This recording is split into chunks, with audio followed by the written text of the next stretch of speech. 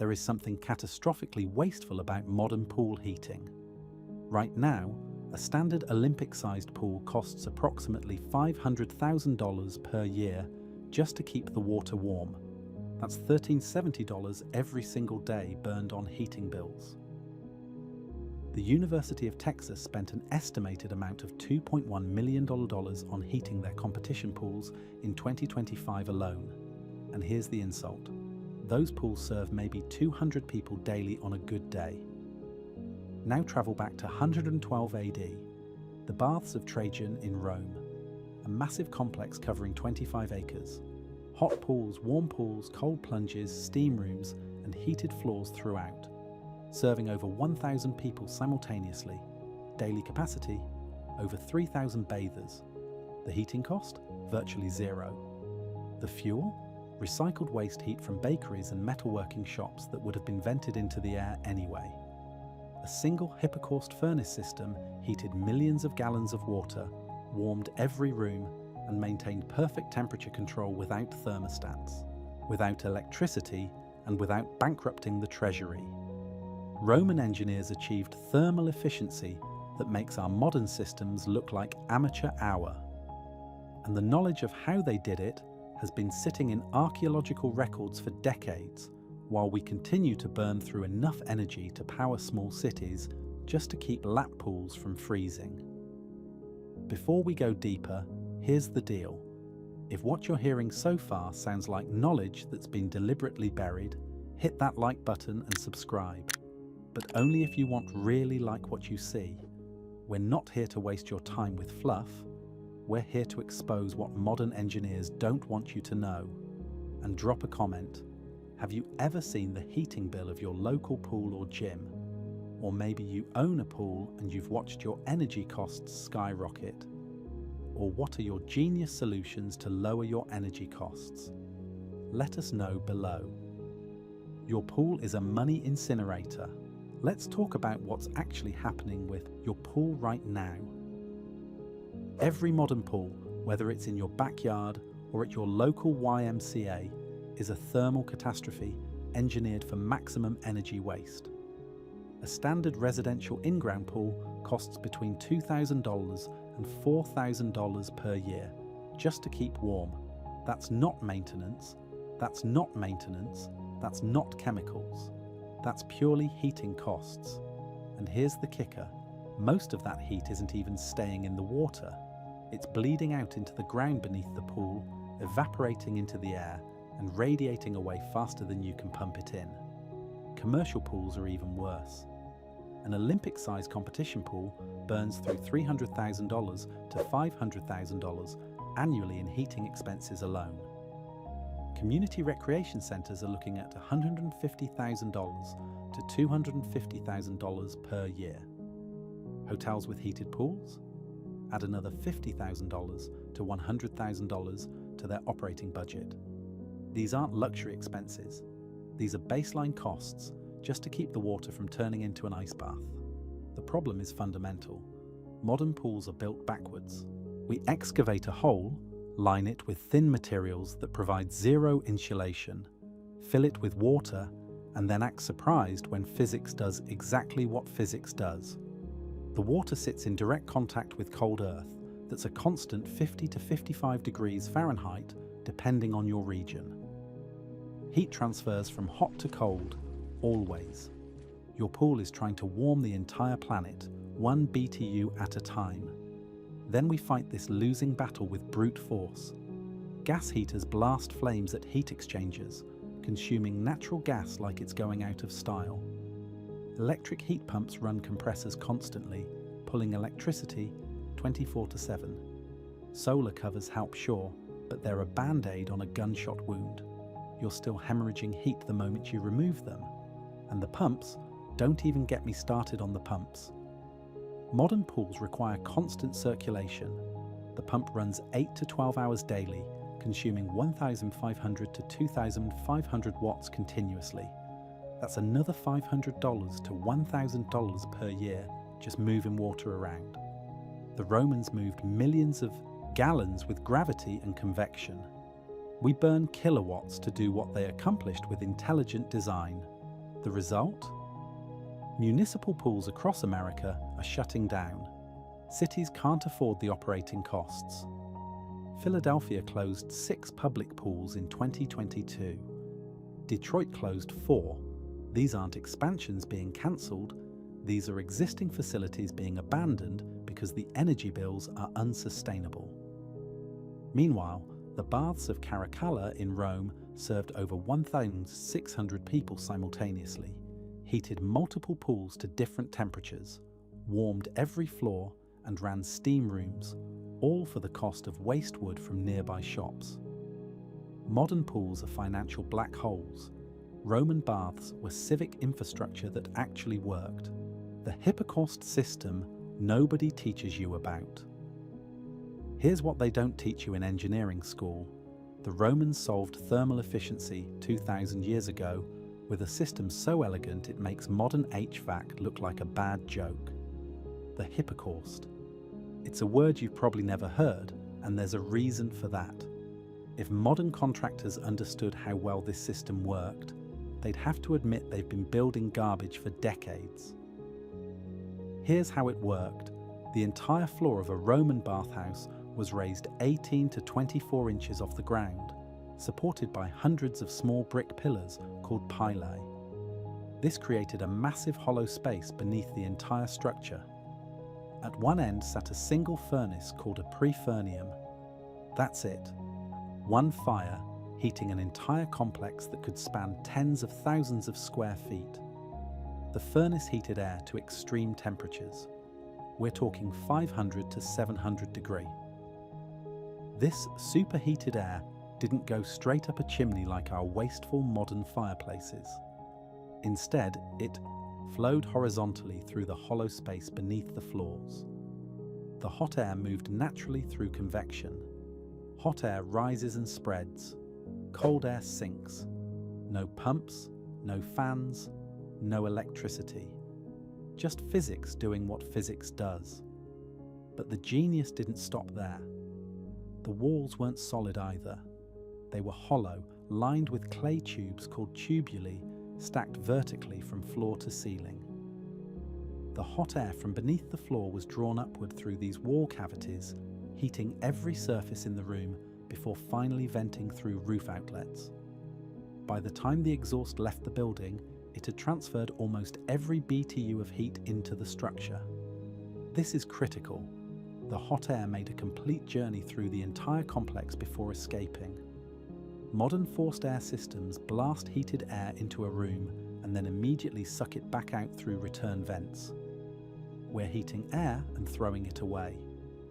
The Romans heated stone and let it radiate for hours. Now here's where it gets even better: the water heating. Directly above the furnace sat large bronze or lead boilers called testudo. The same fire that heated the floors also heated the water. Once the water reached temperature, it flowed by gravity through lead pipes into the various pools.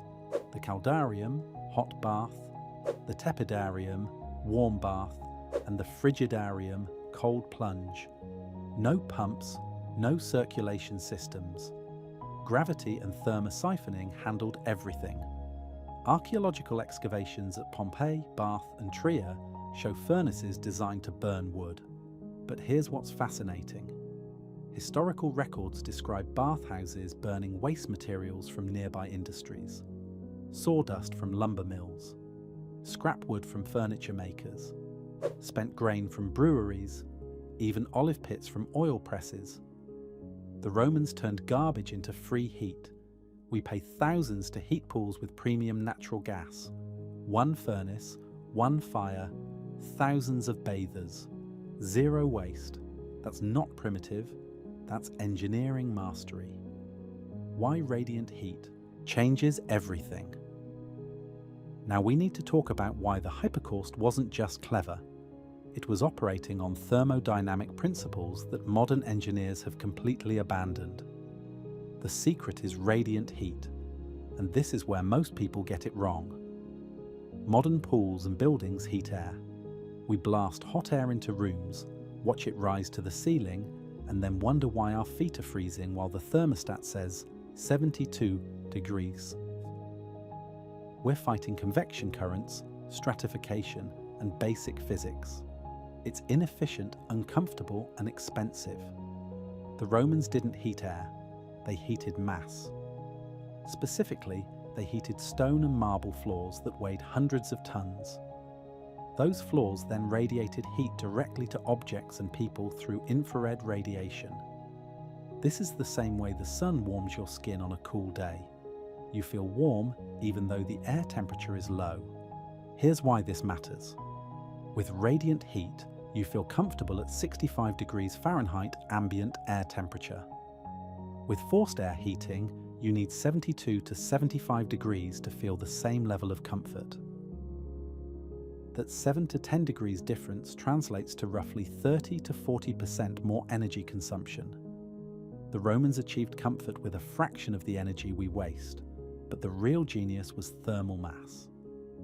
Roman floors weren't thin concrete slabs like modern construction. They were 18 to 24 inches of solid concrete topped with thick marble tiles. This massive amount of material has an enormous specific heat capacity, the ability to store thermal energy. Concrete can store about 0.2 BTU per pound per degree Fahrenheit. Marble stores about 0.21. That doesn't sound like much until you calculate the total mass. A 1,000 square foot bathhouse floor at 20 inches thick weighs approximately 2.5 million pounds. Heat that mass to 90 degrees Fahrenheit, and you've stored roughly 37.5 million BTUs of energy.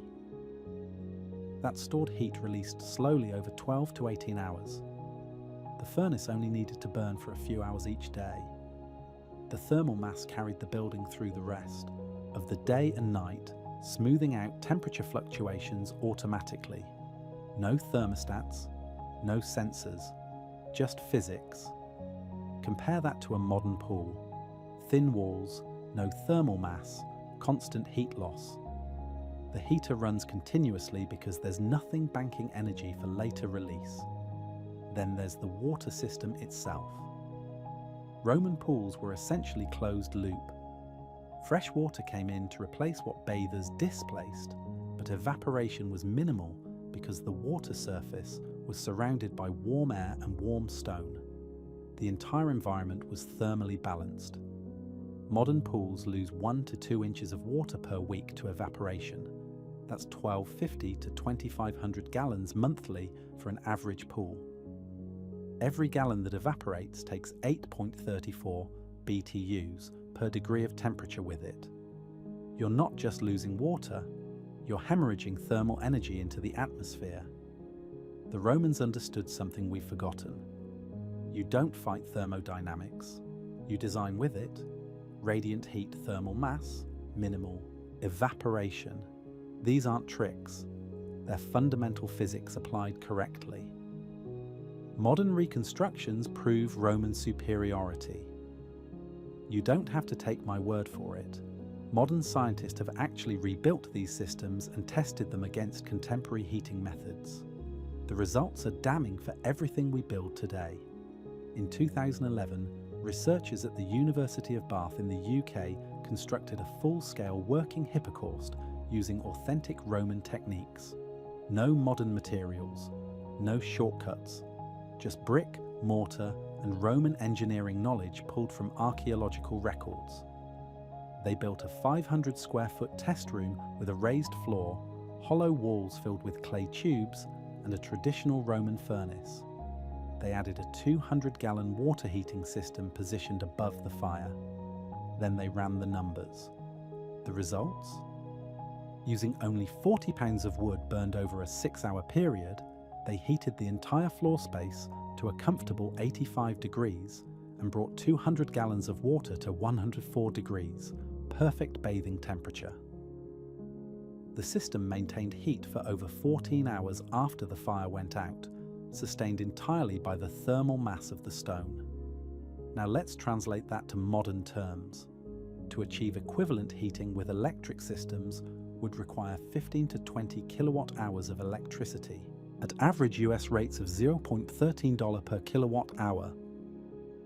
That's $2 to $3 in energy costs per heating session. The Roman system, the cost of 40 pounds of wood, which in their era was often free waste material from bakeries, metalworking shops, or lumber operations. But here's where it gets insane. Scale this up to an actual Roman bathhouse. The baths of Caracalla covered roughly 337,000 square feet. Using the Bath University efficiency ratios, heating that space would require approximately 27,000 pounds of wood per day using the hypocaust system. That's about 13.5 tons. Sounds like a lot until you compare it to the modern equivalent. To heat 337,000 square feet of space, plus multiple pools to Roman bath temperatures using modern systems, would consume roughly 101,000 times to 135,000 kilowatt-hour of electricity daily. At commercial electricity rates averaging $0.11 per kilowatt-hour, that's $11,000 to $15,000 per day. Per day. The Roman system ran on what amounted to industrial garbage. A 2018 study published in the Journal of Archaeological Science took this even further. Researchers analysed the thermodynamic efficiency of hypocaust systems at the excavated baths in Pompeii.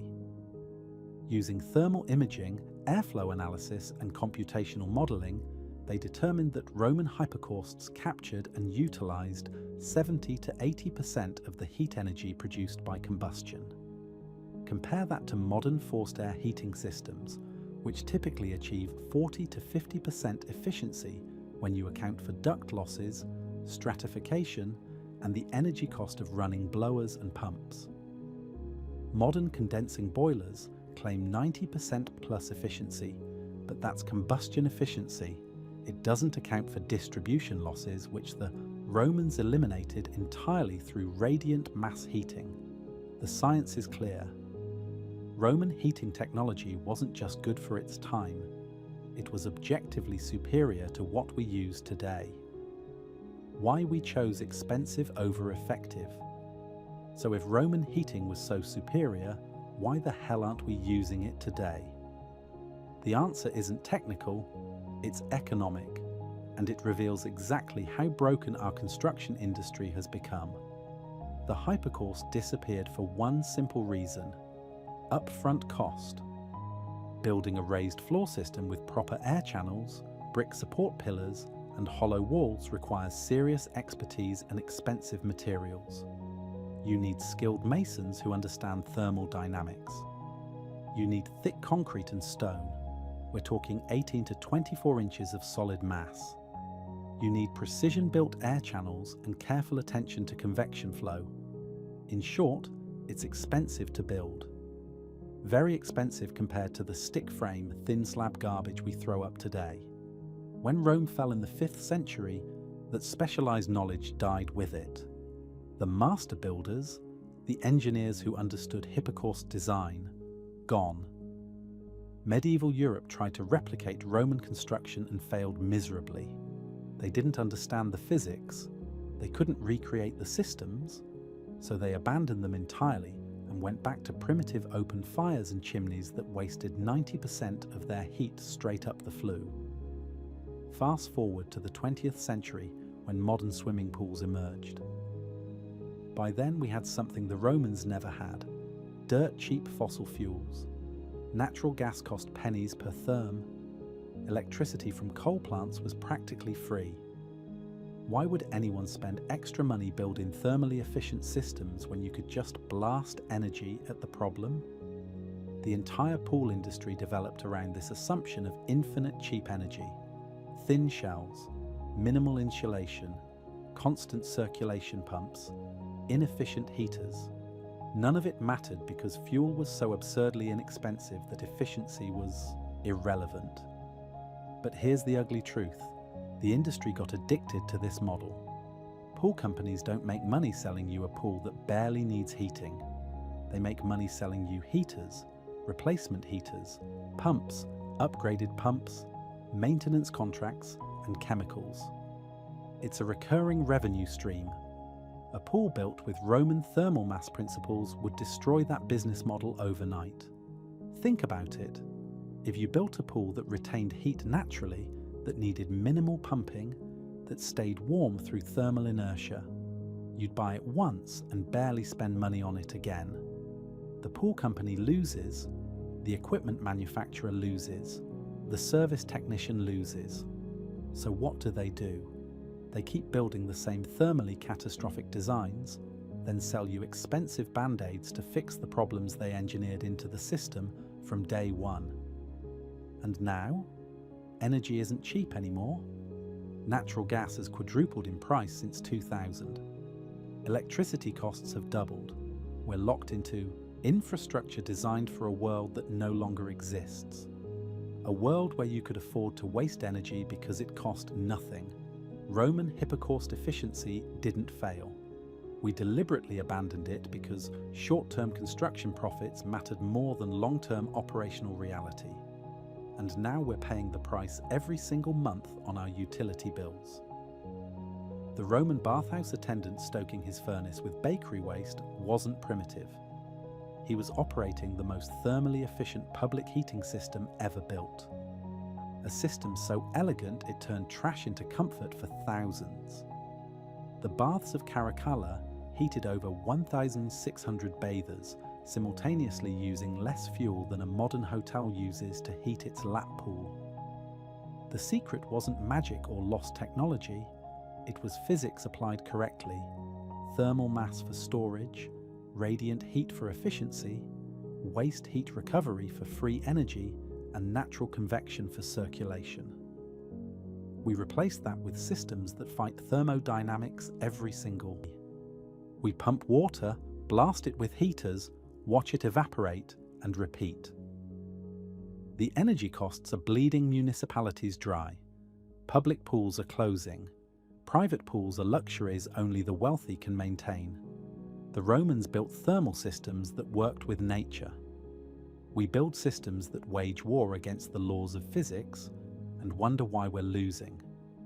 The knowledge wasn't lost. It's sitting in archaeological sites across Europe and North Africa. We just decided that short-term construction savings were worth long-term operational catastrophe. That decision is costing us millions every year. The Romans knew better. Maybe it's time we remembered why. If you want more buried knowledge that the modern world forgot, hit that subscribe button. We're just getting started.